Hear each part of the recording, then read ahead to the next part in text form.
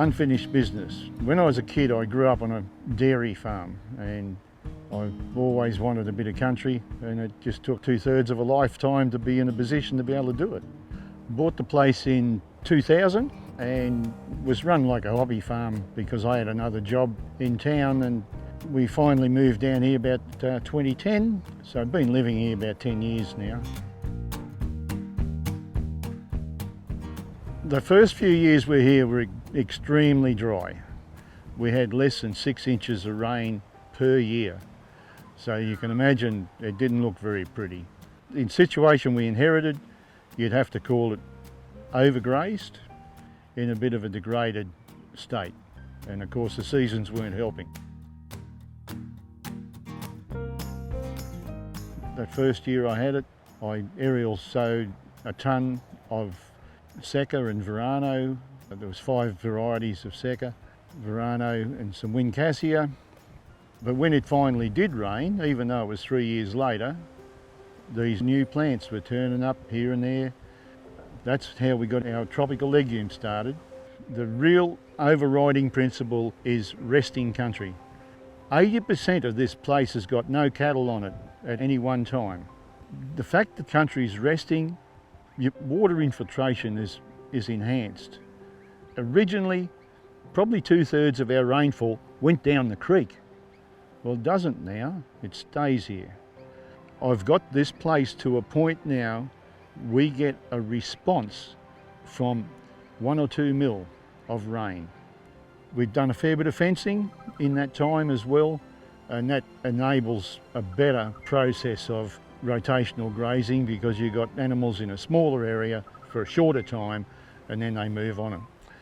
The other major benefit from this type of process is not just the increases in the species or the number of forage species in your pasture, is the increase in the soil biology.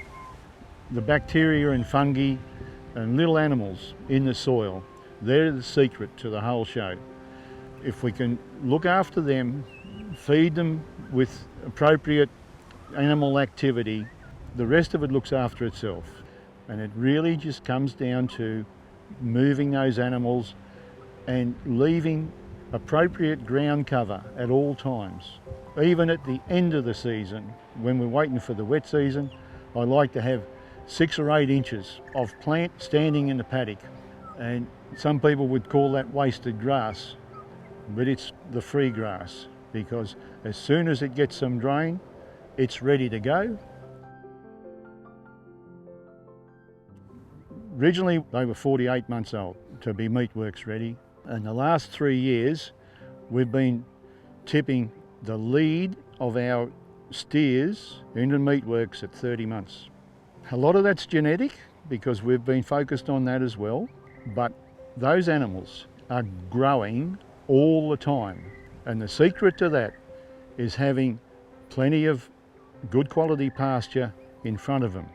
And the secret to that is resting and moving. So they've got a new paddock continually. And the growth rates, when we're green, 2 kilos a day is pretty standard as an average. And that's not too bad here on the coast, I don't reckon. People say, when do you check your forage level in your paddock? I say, every time I open the gate. Every time you're going to check the border, check a mob of animals, you're having a look around, they've got another week here, they've got another 2 weeks, 3 weeks. That's going on all the time. Might put animals in the paddock and say, they've got 6 weeks. But you come back in a fortnight's time or 3 weeks and say, man, they took out more than I expected. They can go now. For me, it is absolutely essential to have that ground cover so that when it does rain, it's got somewhere to go and it's got somewhere to be sheltered from evaporation. You never stop learning. For people that are interested in this type of a journey, there's plenty of educational opportunities to match various levels of interest for graziers, or anybody for that matter. When you have a look at the story they've got to tell, they're all basically telling the same story. Look after your country, keeping a good level of ground cover. You're looking after that soil biology, which in turn is looking after your animals. And the secret is moving your animals. As far as the ongoing education, experience has shown us that one of the wealths of knowledge is sharing things with your neighbours. People will come here today, 2 months' time we go somewhere else. It's not a set format, it's just a day of getting together, having a discussion about what people have been doing, new ideas, or if somebody has got something really interesting to show, go and have a look at it, like a little field day.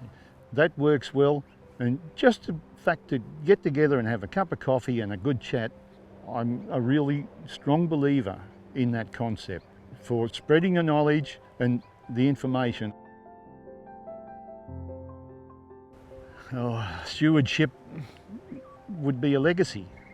It's communicating with your community, particularly your neighbours, other people that might be interested in what you're doing, but really leaving your country in better condition than when you found it.